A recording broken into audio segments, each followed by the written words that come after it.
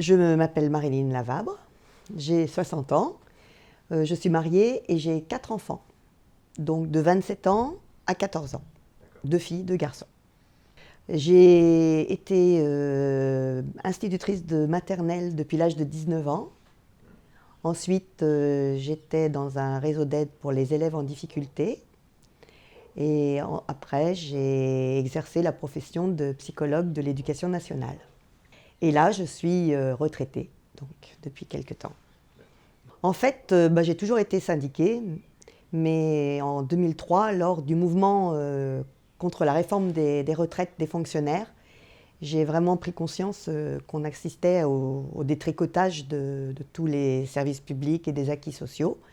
Et c'est vraiment là que je me suis lancée dans le mouvement à fond. Voilà. Dès que Jean-Luc Mélenchon a annoncé sa candidature pour les présidentielles, je rejoins le mouvement de la France Insoumise et son programme L'Avenir en commun, parce que vraiment ça correspondait tout à fait à ce que je souhaiterais pour l'avenir. Et j'ai cliqué sur le site, j'ai rejoint le groupe d'Herblay que j'ai repris en tant que référente après coup.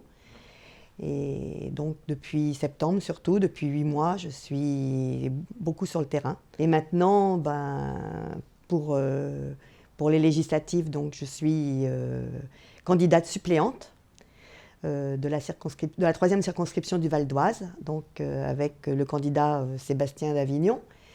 Et en fait, je vais continuer avec l'équipe à militer, à convaincre pour porter l'avenir en commun, les idées de l'avenir en commun, et convaincre aussi les gens que c'est une élection très importante, qu'il ne faut pas en rester à la présidentielle, surtout avec les résultats qu'on vient d'avoir. Donc là, il va falloir être sur le terrain et reprendre, voilà. Et ensuite, si Sébastien est élu, je serai aussi présente pour le seconder et être là pour les assemblées citoyennes qu'on organisera, les permanences dans les différentes communes de la circonscription.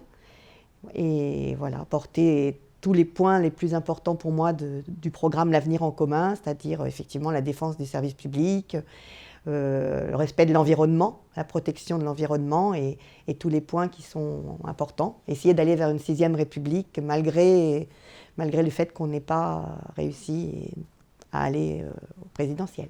On va le faire. Il faut continuer à se battre.